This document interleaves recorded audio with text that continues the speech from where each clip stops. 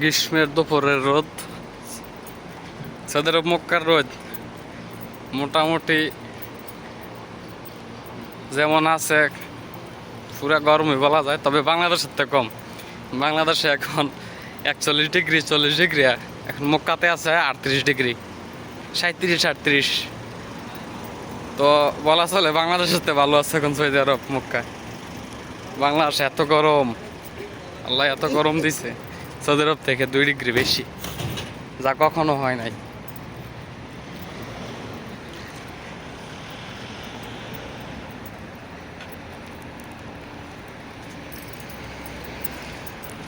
তবে বাংলাদেশে মানুষের শরীর ঘামে বেশি, রোদের তাপ যেমনই হোক মানুষের শরীর অতিরিক্ত ঘামে। হ্যাঁ, আর এদেশে রৌদ্র তাপ বেশি হইলে মানুষের শরীর ঘামে না, শরীর সবসময় শুষ্ক থাকে, টানে।